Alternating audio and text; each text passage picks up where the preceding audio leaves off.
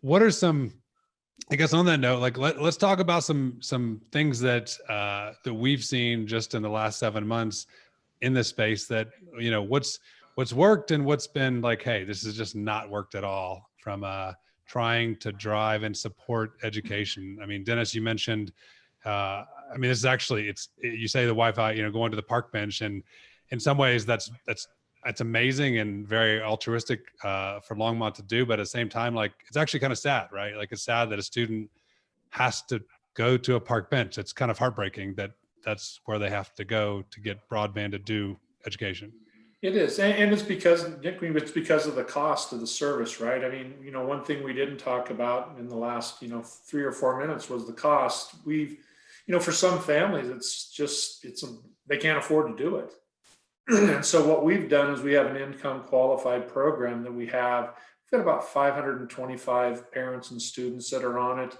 It's a 25 meg service for $14.95 a month. Nice. So we try to get something out there, since the network was built by bonds issued from the community, right? We try to get something out there that the members of the community can enjoy at an affordable price.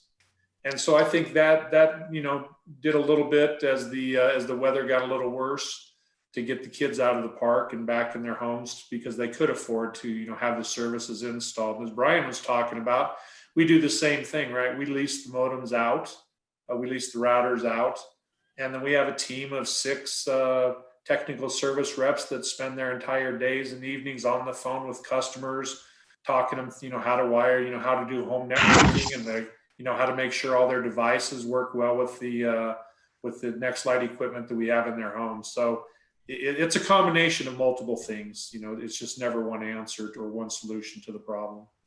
It's a good point about the cost. I mean, I think the latest number I saw stat was that, the average cost is, I think, $60 a month for internet service, which, again, depending on what your job is, I mean, $60 a month is not a lot, and $60 a month is the difference between putting food on the table, right? And putting gas in the car. So I guess, you obviously mentioned programs that you can help families do that. I'm just, from a school system perspective, Libby, you also mentioned, trying to do programs. Are any of you guys seeing more, I guess, community programs trying to help the lower income communities? Because clearly they are, and as Brian said, it's not just rural communities. It's all communities that have lower income that are being impacted.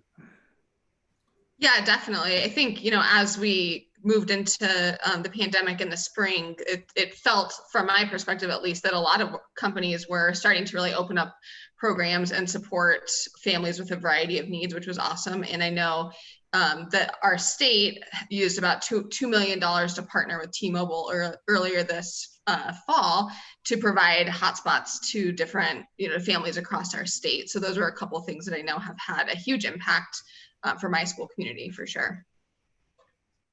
I mean, we've had a fair number of customers who have stepped up and said, we'll just pay a monthly fee for a family. We have over 60 people. It's called Share the Light. We have 60 customers now that have their services paid for by other customers on our network, and they're sponsored by them. So it's a good community effort.